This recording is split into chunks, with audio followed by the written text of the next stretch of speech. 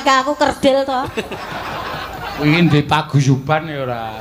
Menapa? PSSS iki ya kuwi. Napa niku, Pak? Paguyuban sinden 150 cm. Lah aku nek mangan 5 lho, nek 3 iki berarti urung kanggo makan. Ya mulane we dionekke bakor brand. Kan sego kucing kan winten 3 lho Pak sego kucing. Sapa? Kuwi sego kucing 3 ya ngomong dereng mangan. Lah aku nek mangan 5 lho, nek 3 iki berarti urung kanggo makan. Ya mulane kan sego kucing 5. Wong nang kono. Bulane dalange ya doyan. Doyan dengkulmu mlocot. Ameng lambene Sukimen kok percaya. Aja tak genengi mesake wong wedok nang omah kek garbini urung diakoni bojone mesake. Jenenge ya wis ana ta? Wis ana. Men mbok cangkeme iki sing apik. Lah iki ngono kuwi menjatuhkan Pak Seno, mosok Pak Seno doyan. 3 ya ngomong dereng mangan. Lah aku nek mangan 5 lho, nek 3 iki berarti urung kanggo makan. Ya mulane we dionekke bakor brand. Kan sego kucing 5. Wong nang kono. Aku ki tau nesu kapan to, Tin? Aku ki wonge sabare kliwat ukur lho. Iya. Mendino nesu ra aku. Hah? Mendino. Aku ngayal kok. Nah ora ngayal ya ora tak nesoni. Wis gawe karo Ibu Bupati Ibu aja Sri Mulyani. Sugeng dalu Ibu. Oh bener. Iya. Tumben. Iki rada bolong. Biasane ora rada bolong nek Elisa ki rada sengak. Berarti kowe dunekke goblok wong tumben ngono. Biasane kowe ora gagas sing nanggap, ora gagas sing nimbali sapa watonana pangan biasane kowe. Iya. Ning niki wae dereng maem e. Dereng maem. Nah, ngilang. Lah wi angkringan kuwi apa ora diaku-aku, dereng mangan winten 3 lho Pak sego kucing. Sapa? Kuwi sego kucing 3 ya ngomong dereng mangan. Lah aku nek mangan 5 lho, nek 3 iki berarti urung kanggo makan. Ya mulane we dionekke bakor brand. Kan sego kucing 5. Wong nang kono. Sore tenan nang tasih brand. Kan sego kucing 5. Wong nang kono. Sing ngonekke aku. Ya Suarane gede jebulene, Pak. Ya gede wong lenang ra ketang sadele ya gembol kok ngono kok. Ketang sadele ya gembol kok ngono kok. Langsung jatuh hati ya. Maco ya. Maco. So nek lahir aku kabarono ya. nggih dikabari ngoten. Gake ndase bayine. Ameng lambene Sukimen kok percaya. Aja tak genengi mesake wong wedok nang omah kek garbini urung diakoni bojone mesake. Jenenge ya wis ana ta? Wis ana. Men mbok cangkeme iki sing apik. Lah Iki ngono kuwi menjatuhkan Pak Seno, mosok Pak Seno doyan. Member kok. Doyan dengkulmu mlocot. Ameng lambene Sukimen kok percaya. aja tak genengi mesake wong wedok nang omah kek garbini urung diakoni bojone mesake. Jenenge ya wis ana ta? Wis ana. Men mbok cangkeme iki sing apik. Lah Iki ngono kuwi menjatuhkan Pak Seno, mosok Pak Seno doyan. Member kok. Malah member. Iya cah iki ya do ngopo. Nyuwun lagu Liwung. Oh nggih, matur sembah nuwun. Ya, engko diaturake dadak nggodit barang ki ya ngopo. Iya. Ora apa-apa, dadak nggodit ki aku ora seneng. Ya tetep tak tampa. Nek karo kaya ngono kok mesti ayo Mbak Natin. Ya. Tin, ya monggo jumeneng ya. Mbak Tatin menko ngaturke apa lelagon? Ya. Nggih Mbak Tatin.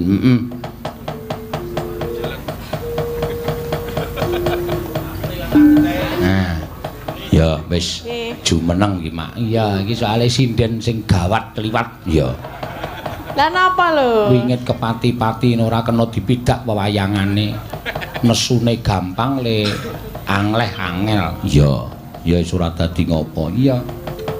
Ya, kowe piye ngopo arep ngaturke apa? Mboten napa-napa, meng ajeng Sugeng Dalu tok. Karo? Kalih jenengan. Lho kok karo aku ngopo? Aku ora butuh tok Sugeng Dalu. Lah kula melu jenengan lho. Lah kan dipresanipun aku nek tekan kene ora ditimbali karo Bu Bupati ora bakal tekan kene. Lah nggih ning Ayo Sugeng Dalu karo Bu Bupati. nggih urut sik. Urut sik ya dhuwure derajate dhuwur kono karo aku. sing bayar aku ki Mangke nek jenengan ra di nomor 1 ki ya nesu. Lah piye to kok ngewohke ki?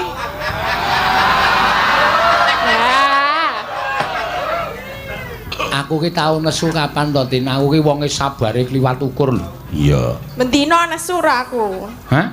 Mendina. Aku ngayal kok. Nah ora ngayal ya ora tak nesoni. Wis gawe karo Ibu Bupati Ibu Hajah Sri Mulyani. Sugeng dalu Ibu. Ah, Ibu Sugeng Bupati. lenggah. Lah. Ibu Bupati ora ming Ibu, ngono ora. Lah nggih pun ngertos nek Ibu Bupati. Jenengane ngerti apa ora? Bu Sri. Bu Sri sapa? Mulyani. Oh iya bener. Iya. Tumben. Iki rada bolong. Biasane Bu. Ora rada bolong nek Elisa ki rada sengak. Dadi kowe dunekke goblok wong tumben ngono. Biasane kowe ora gagas sing nanggap, ora gagas sing nimbali sapa wartanana pangan biasane kowe. Iya. Ning niki wae dereng maem e. Dereng maem. Nah, ngilang. Lah wi angkringan kuwi apa ora di aku dereng mangan winten telu lho pas go kucing. Ndi to? Sapa? Kuwis go kucing telu ya ngomong dereng mangan. Lah aku nek mangan 5 lho, nek 3 iki berarti urung kanggo makan. Ya mulane we dionekke bagor brand. Kan go kucing Kae, ya 5. wong nang kono sing ngonekke aku. Ya, ki Mbak Tatin iki mau disuwun saka manajemen Mbak Apri, Mbak Mimin. Nggih, napa? Napa? Wo, lah iki malah ana tulisane kalian Bu Prastiwi nyuwun liwung. Heeh. Nyuwun liwung karo sisan bae nok kuwi wong loro kon nyanyi sisan. Ya. Ayo lewat Ayo, Min. Kakak. Ayo Mbak Apri. Yo yo.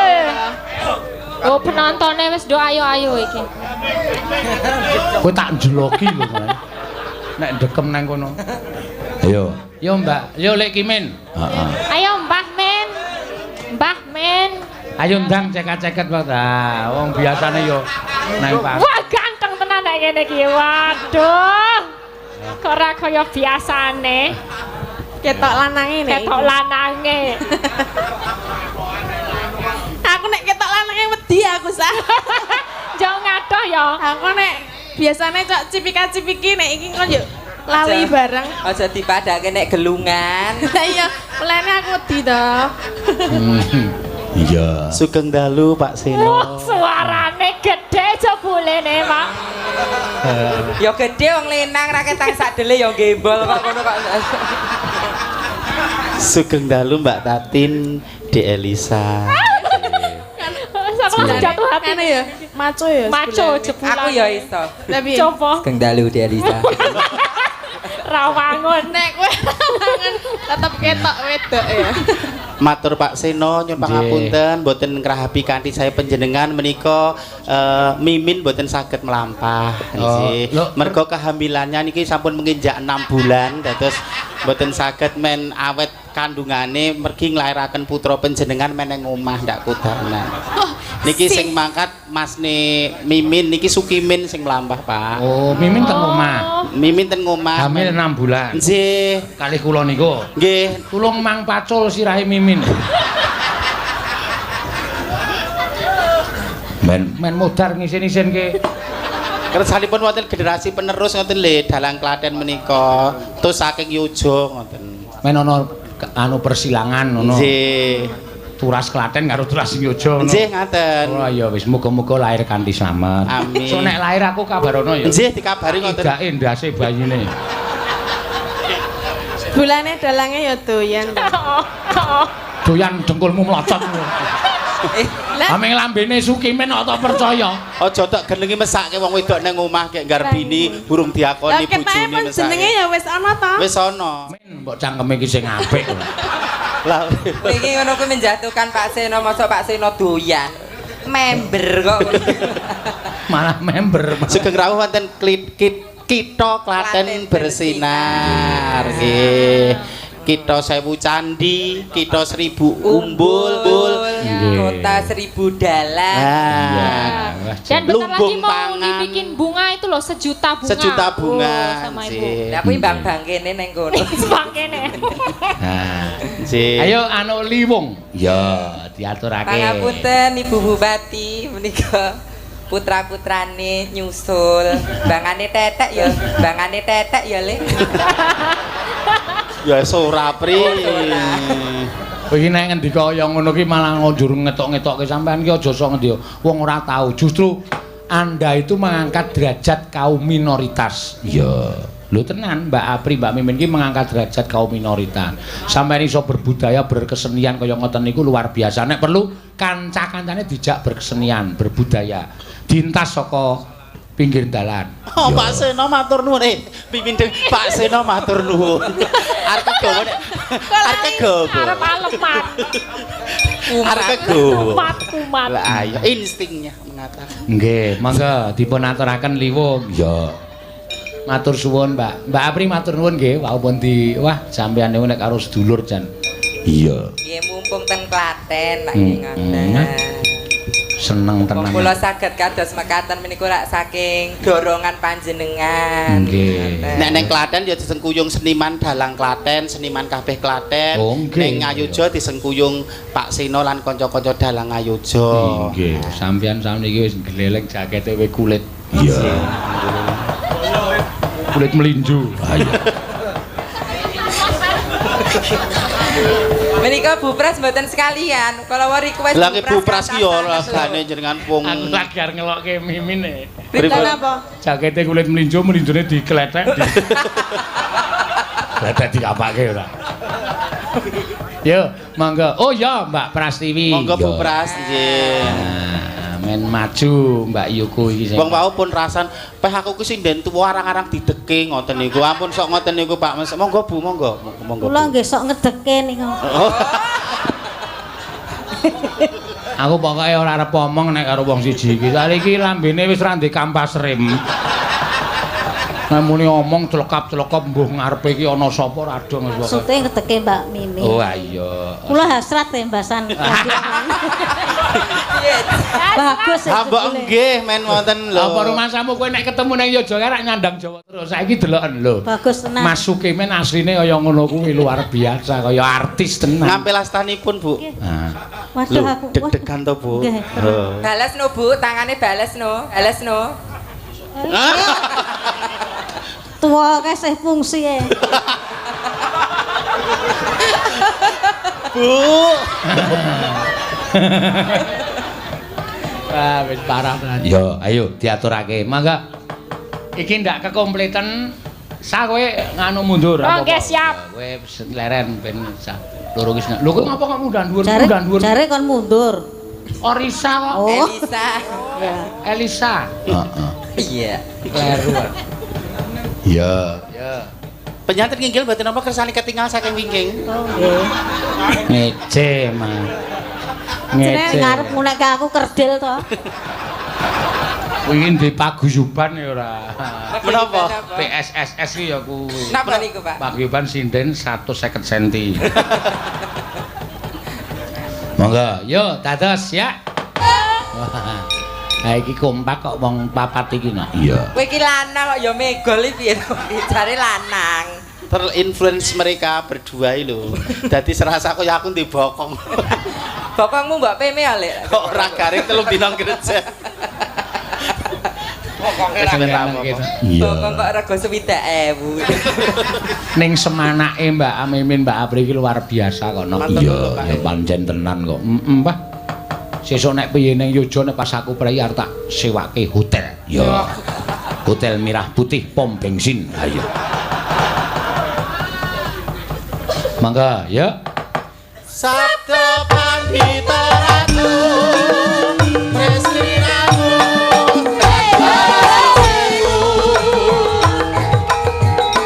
Mugi Gusti lelani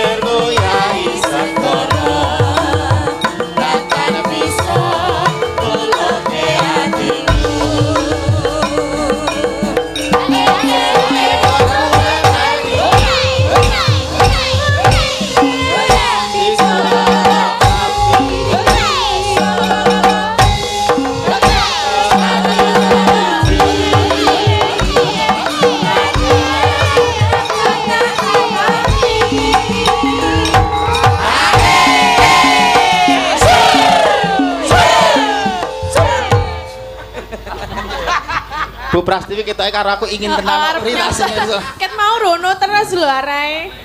Kono Seneng ger aku. PHP tok Bu Prastiwi iki senengane Kok nggodho. Ditenani ra gelem. Gelem bae aku. Tanda Bu Prastiwi nekat. Gelem aku. Oh, cah gelemane diganti. Iya, mangga, ya ditelaske mangga, Mbak. Sabda panditanu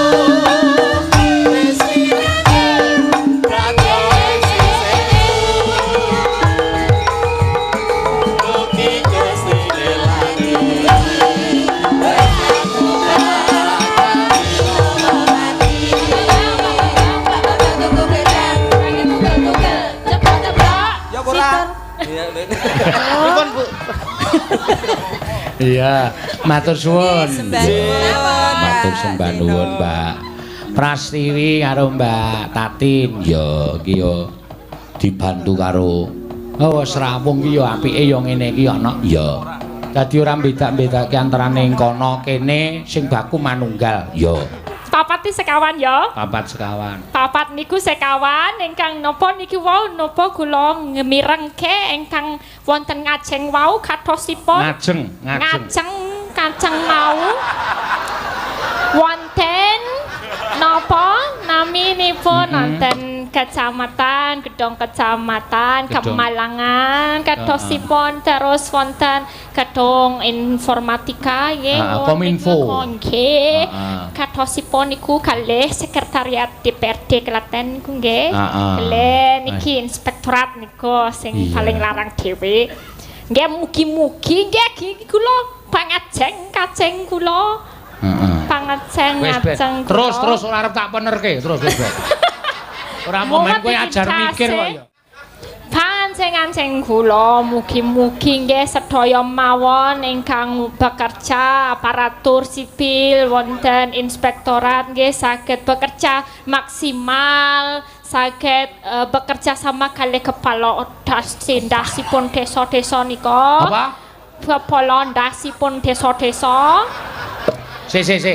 kok maksudnya ndas desa iki piye kepala desa ora sok tak tambahin ndas nggih basa Jawanipun kepalanipun desa-desa nggih mugi-mugi saged bekerja sama dengan baik wau nggih sampun tanda tangan fakta integritas semoga dapat mencegah dan memberantas korupsi amin nggih kuwi apa kuwi jenenge tanda tangan apa integritas ya apa ya kuwi engko dadi berjanji sebagai kuwi berjanji DF berfungsi sesuai peraturan perundang-undangan dan DF berjanji dinggo ora korupsi ngono lho Pak. Oh ya aku untuk melakukan tugas dengan baik. Jenenge apa? Fakta integritas. Ya Pak Seno barang ya kudune tanda tangan. Dadi nek entuk saweran ki aja dijupuk. Bawane 200 ya sinden dine 200 aja 50. Motong ngono wae motong apa? Wong urung saweran urung komplit. Iki duwit di ncanceh iki duwit ya lumayan ki nggo mangan sesasi nek aku sedeng iki. Kayak kono engko didung sinden-sinden. Ya engko didung sinden-sinden. Kowe bles ki ora. Apa ngurung disenggol urung diitung kok wis disebut. Lah ya duit dibuang-buang, duit berguna. Lah salah tok lokke wong aku ora tau motong kok. Oh iya denane, carane talang teles. Apa? Talang kuwi teles. Aja nek iso talang ki aja teles. Kepare. Nek pancen bantu ya bantu lahir batin. Aja duwe pengarep-arep apa-apa kuwi ora apik, ora becik. Leres menika. Nah, ngono. Wah, niki nek menawi Bu Bupati saged wonten mriki dipersani seluruh dunia lho, Bu.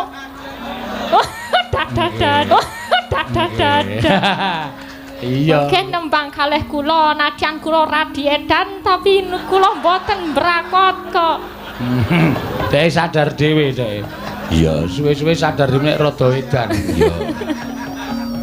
Nggih, matur sembah nuwun. Mugi-mugi saged kasembatan. Nggih. Matur suwun ya. Karo apa arep ngaturke apa? Seneng kowe sowan eneng kutha Klaten kene. Seneng banget niki. Saiki mulai nyenengke, luwih nyenengke meneh Napa? Wis ora ana apa perbedaan antaraning gaya Jogja karo gaya Klaten. Injil mboten wonten. Nyatane awak dhewe sowan mrene sing nonton yo akeh yo nok sing iso nampa gagrag ngayojo iya luar biasa. Padahal niki pusat seniman nggih Pak niki, seniman klasik napa mawon wonten mriki. Heeh, dalange yo apik-apik. Dalang kata seniman seniwati. Pengendang pengrawit yo luar biasa. Ya, mula Klaten ki anu apa jenenge ana dalang apik laris mesti asale saka Klaten. Oh iya. Mesti darah Klaten. Pak Seno wonten darah mriki nggih. Ana, asline aku ana ning aku ora iso ngurutke. Malah ngaku-ngaku. Ngaku-ngaku cengelmu iki domong. Oh, aku cerita tenan kok. Oh iya tenan. Ana Mas Kasim iki lho. Nganti aku mbiyen tau tate karo Suwargi Pak Mbah, Pak Dikesdik kuwi kowe dolan ning Soran. Wong kowe iki janjane ora dalang yojo. Sing yojo ki ming sandhangamu ru keprakmu. Nek getihmu iki getih Klaten. Klaten. Lho, ning aku urung sempat sowan, Pak D wis sedo. Lah, aku nyuwun prisa karo Mas Kasim kuwi. Mas Kasim ora iso nyejarahke. Mergo kuwi ya bodho. Ora. Iya. Lah aku ya ora ngerti. Ha padha aku ya. Ning asline ana tenan. Wonten mriki darah Klaten. Makane ya saiki kaya ngene welok tenan yo. Welok tenan piye? Yo kondang kaloko. Wis kowe nek ngomong aku melu bunek sa. Kondang-kondang keloko. Iya. Lah dhek ya pinter basa Jawa. Biyen ki S1-ne sing diangkah ki jurusan pedalangan. Lah mula terus sowan ning nggon aku utawa rawuh ning nggon aku takon karo aku, "Pak, saya itu seneng wayang. Saya ngambil S1 isi Yogyakarta jurusan pedalangan." Lah kowe arep ngopo? Wis, arep mayang. Arep mayang cetha kalah karo sing wong lanang-lanang kuwi. Wong saiki wayang ki kudu ngerti apa jenenge suarane iku kudu pas karo wayange. Nek wedok ki ya pancen ana sak ngertiku dalang wedok ki sing kaluka ki Suwargi Bu Harni Sabdowati saka Sragen. Iya, kuwi mergo suarane gedhe. Gedhe ya. Bu Harni ki seneng udut. Mula kowe udut to. Aku ya ngono. Nah, udut iso gedhe po? Iso. Udute iso gedhe. Anu apa? Suarane iso gedhe. Iya. Oh iya, ngono sing marai. Berarti nek Pak Seno udut langsung gedhe. Lah ora. Maksude nek wong lanang wis ora usah dadak udut, ora usah udut ra apa-apa. Iya, ngono ya Mai ya. Terus gagal dhek ora gagal ning lulus ning ya mbuh le ujian piye. Lah kok S2-ne njukuk psikologi. Oh. Psikologi ngopo sak kok ndelok psikologi? Lho aku pengen neliti, Pak. Neliti apa? Psikologi iki neliti wong edan-edan. Lah sing arep tak teliti dalang-dalang kuwi. Lah kok dalang tak anggap edan, omong dhewe, diwangsuli dhewe, nangis dhewe, ngguyu dhewe. Seprene iki dhek dalam rangka neliti aku no. Oh. Iya, pi objekku sing paling edan berarti Pak Seno merkane. Dadi objek penelitian psikologi. Ora masalah pokoknya. Tapi ra apa-apa matur sembah nuwun nggih Pak Seno awet panjenengan menika marake kula saged S2. Penelitian S1 nggih Pak Seno, S2 nggih Pak Seno. S1 tentang Pak Seno sing tentang dalang, terus ngerti nek Pak Seno kentir, terus aku njupuk psikologi ben coba engko menawa nek aku njupuk tesis nggo ngobati kentire Pak Seno. Ngono jebul ya tetep kentir ya ora apa. Jan kudu seniman kudu kentir. Aku ya kentir. Soale nek ora satok tambani sing jeneng dalang kuwi iso nambani dhewe. Sing jeneng dalang ki duwe kekuatan yang luar biasa. Oh, sakit to, Pak? Kok canggih? Domongi ora percaya. Wong aku ki carane piye? Lah aku ki kerep kok ditekani wong do njaluk tombo wong edan kuwi. Bener kepala sakit ngaten niku? Iso. Piye? Nambani wong edan minta dudui. Iki apa? Jam. Nah, langsung mari. Wih, canggih tenan. Tenan. Lah mari wong ngerti dhek nek kuwi jam. Iya. Oh iya ya. Nek tak tutuki iki apa? Lemper. Edan kowe. Nek iki apa jam? Mari. Wis tak anggap mari takon nggo bali. Iya. Bener ya, Mas. Iya. Dadi rasa datang model psikologi kabeh wis lancar. Ngono ya. Heeh. Ayo karo ditembangke podang kuning. Ya. Ngoten Pak Tatin. Oh, iki panyunane engko Mbak Tatin akeh sing arep nyuwun. Ya. Podang kuning malih. Mbak Tatin kok gampang. Ya. Mbak Tatin kok digoleki sing goyange hot mesti wah. Iya, mergo lagi nganu no, in wonge. Iya. In. Ngagam to wonge. Heeh. Nadyan wujud mung peksi lha akeh lho sing ngrasani nek omong kagok nek nembang kok penak iya ngono ya lambuk kuwi telake ana apane kuwi ya belajar artikulasi ngono lho nek nyanyi basa Inggris kae ya wonge gleleng-gleleng kok mergo ngapalke padane kuwi yo ngene tapi nek ngomong ya bletetot kuwi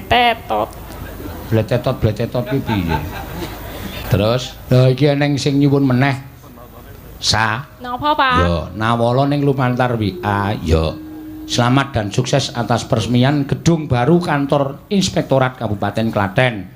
Semoga dengan gedung baru meningkatkan pelayanan dan pengawasan. Oh iya. Nyuwun gending sarung jagung Mbak Elisa. Wah. Salam hormat kagem Ibu Bupati Ibu Sri Mulyani saking Tristianto Karangdawa. Oh iya Klaten. Siap lanjutkan. Matur sembah nuwun. Dibaca komplit nggih Pak Dalang. Nggih, kula baca komplit. Saweran kagem Mbak Elisa pira 2 juta oh iya wah 2 juta nggo Pak Seno ora ana iki mung saweran nggo kowe 2 juta aku senengane kok tumben jujur ya biasane 2 juta iki sing 1 juta nggo dalange sing 500 nggo wiyaga 500 ku sindene ra iki tak waca komplit aku bengi iki ora arep ngapusi aku iya arep jujur aku du sinden 2 juta oh iya matur oh tak yoga 1 juta oh iya wis kok gampang tok talangi sik ra Pak Tris niki dalange diparingi nggih rasa tok jalukke aku wis di kerjeken wis seneng kok oh nggih niki diganti napa mboten rasa terus podang kuning kok apa jenenge sarung jagunge dhewe iya Seminggon kula lono goleki si podang jenar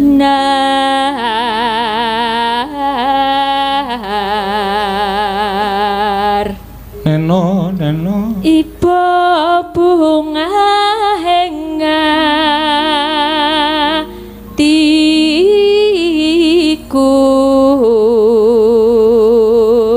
neno nyanding bisa dadi tombo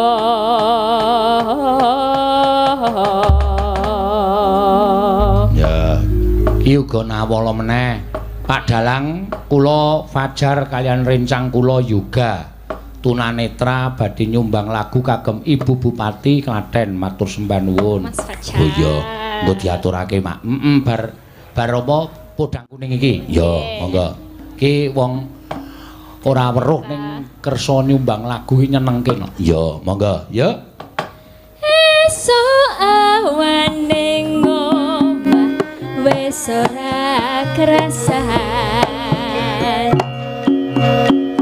luyuran anggoleki sing tak sayang muga-muga mitirang goleki ora krasa esuk ganti wengi man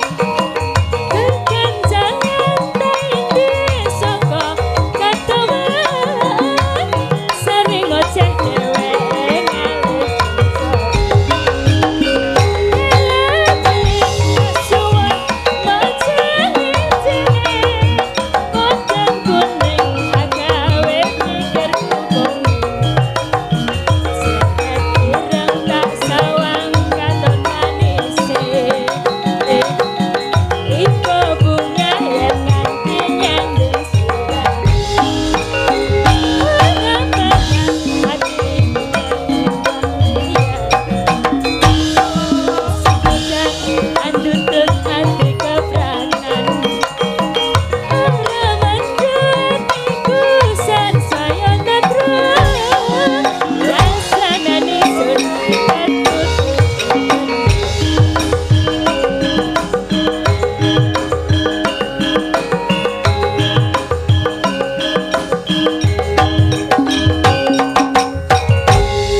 kau kodang kuning sampun Pak Si anu podang kuning ya. Nggih.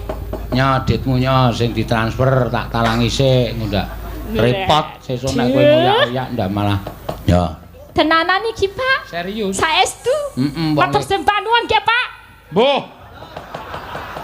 Boyo sing alus. Care 2 juta Pak. 2 juta ki tembunge ndi? 1 2 3 4 5 6 7 8 9 10 kurang kalih dosa kudu nene kurang sedoso malih Nya. nggih matur sembah nuwun nggih Ya. Pak Semeng podang cair niki sampun cair Pak Tris Cair. Pak Seno niki sampun niki Nah, lho kok tak duduke liwat apa kuwi? kamera Wah iya. Men Pak Tristianto iki lenggahe neng ngendi? Jakarta. Ya, asline Karangdawa. Oh iya. Demben nimbali awake dhewe iya. Ayo Mas Fajar karo Mas juga sing tunanetra kuwi diaturi tindak panggung. Niki sampun saged mriki Pak. Ah. Mangga. Ya. Kula aturi. Ndi piyayine? Mriki niki sing setunggal ngangge Gotsumoto.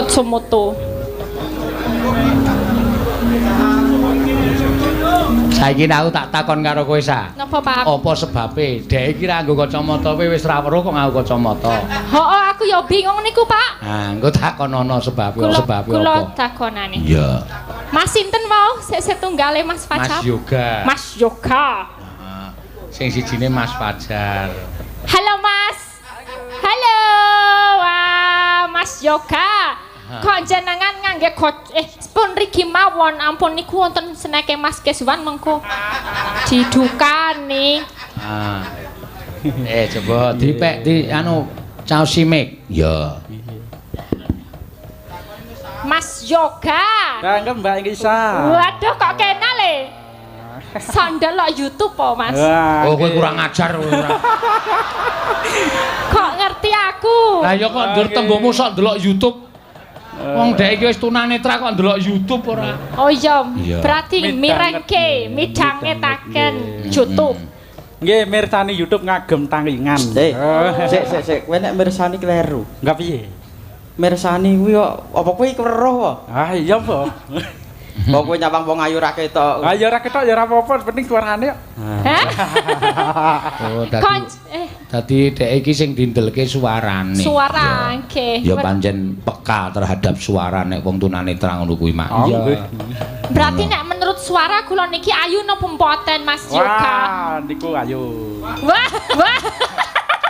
Nek Bu Prastiwi ayu mboten. Wah, nggih sedaya nggih ayu. Sedaya ayu berarti ngapusi. Ya ono sing elek barang kok. Sing elek sapa kowe kok ngarani kancamu elek iki? Sing elek ya kowe kuwi. Iya. Kok nganggo Gotsumoto Mas? Ini napa? Napa nggih kadenge pelindung debu. Oh, pelindung debu ben lagebiliben. Kadenge nggih keren lah. Oh, keren. Keren jeng sempeh kuwi. Aja guyu to Mas, nek guyu tambah manis Mas. Madhep rene kowe rene. Nggih, ajeng ngatur napa wau? Ngaturke tetembangan kagem Mbak anu Ibu Bupati. Bupati. Ngaturke apa Mas Fajar kali Mas Yoga? Kula wau ngidam sari. Oh nggih. Sari. Wau wonten kesepakatan mbok menawi Mas Yoga ingkang nembang. Nggih, terus sampean ajeng napa? Mas Fajar. Monggo. Salto. Mboten. Kok salto mah ra iso ya, Pak. Kok salto mah wingi kecemplung kali, Pak. Ah nggih jelas, sampean ajeng kendang. Nggih. Oh iya, wah apik iki monggo. Nyun punten mengke ingkang bawa nggih Mbak Elisa. Dipun bantu Mbak Elisa. Iya, tak bantu Mas lewat sini agak lewat belakang aja. Jangan lewat tempat Mas Keswan. Kowe maju sithik lho kowe le. Nah, ini lewat sini terus. Oh ya, ini mic-nya di. Nah, ayo sing weruh-weruh pindah. Sing baru pindah. Kowe kurang ajar. Karo dulure tuwa kok. Mas Kasim ki sing rumangsa weruh pindah ora. Enggak ada niku. Nggih. Ya. Alon-alon mangga. Wah iki pancen tenan. Tekan Yoja we nusul aku Mas Fajar kuwi. Oh iya to. Iya.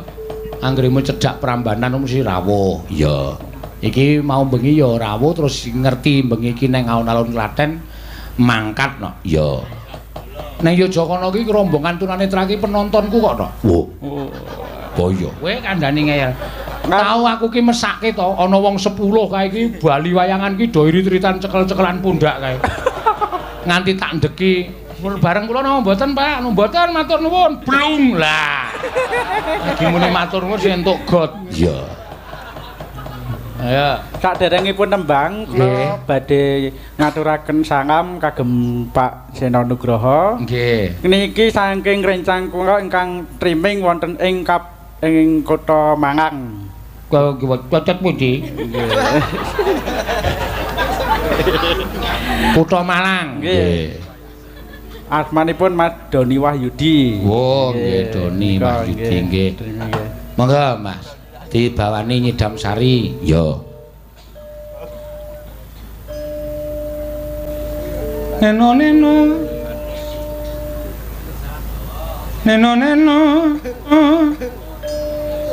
Duh wong bagus.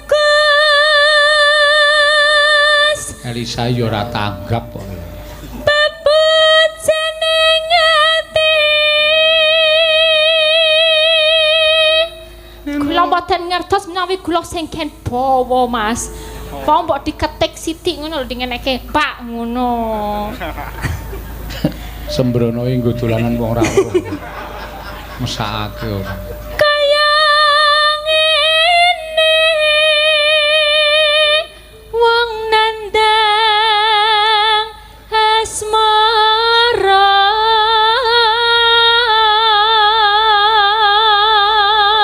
Ning kadang kala wong ora nuntut sewu wong ora pirsa ngono ki sok omongane sok marai guyu lho. Kok iso? Ngono aku ana jenenge Jafar. Oh kuwi ya ora weruh. Ora weruh.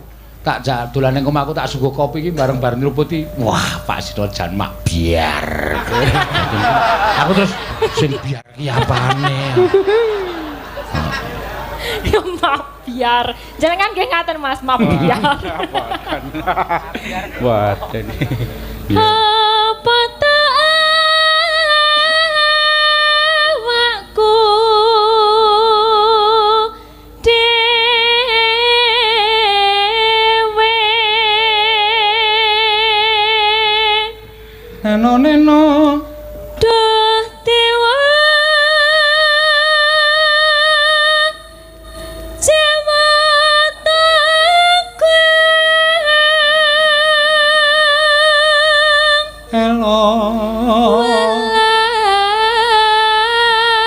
Somring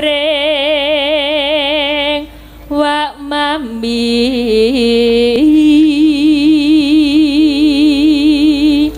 matke aku Thomas tak kandrong kaya ngene kok mung dinengke wae ya anggere kualat cilaka lho sa wong ora weruh kok tok toleke matne aku to Mas aku ini aku sing wuta taunake matamu Ki anu jar kendangmu posisine bener ke jar. Engko nek tiwas anu kene ketak tung yong. Ya. Besok kapan katekan jejer lan wong bagus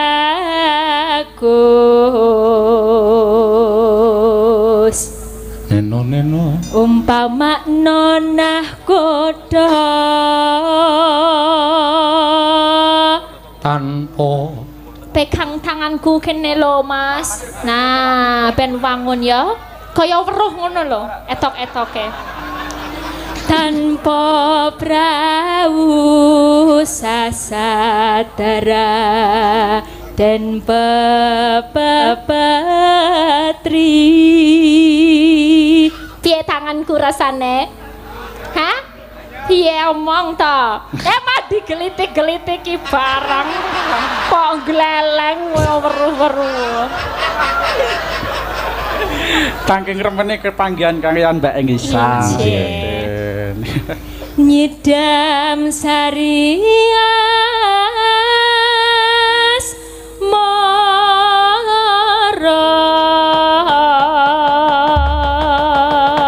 Ya, mangga Mas Yoga. Ya, Mas Yoga. Neno. Upama ngiramu sekar mengadi aku kumbang bidang sareni upama ngiramu marji wong mandi aku kang bakal liwati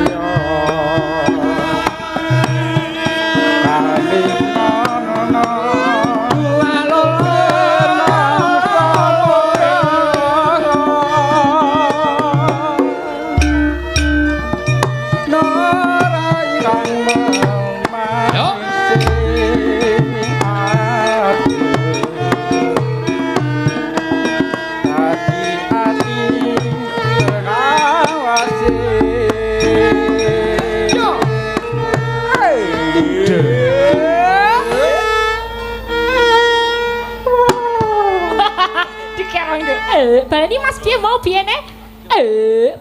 Ngono piye Mas? Loh. Elisa dosa lho sampe. Kok dosa to, Pak? Nggo dolanan wong ngono iki. Wong ra weruh kok konon. Aku terpesona.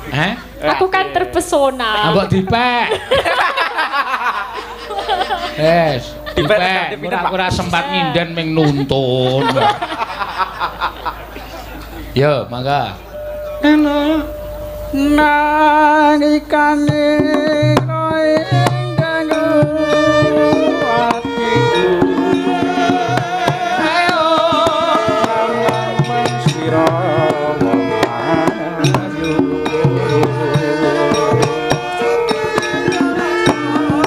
ayu mati ora pandai Jai pokoke rasamu nih men tendang-tendang dhewe.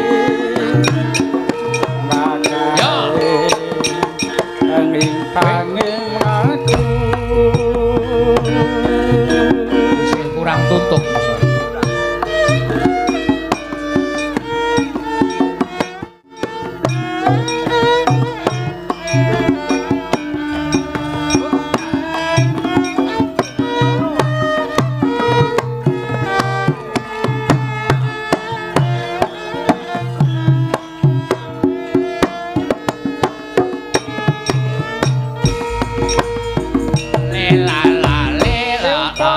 siramu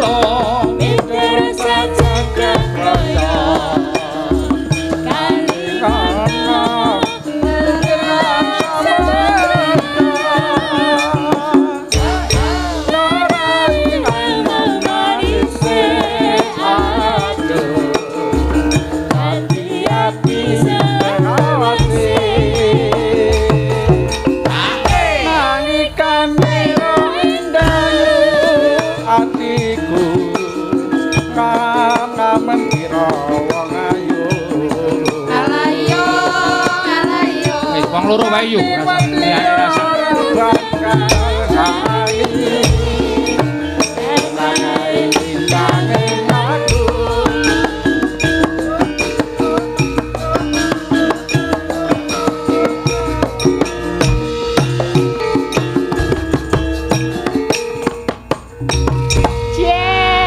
Sritenon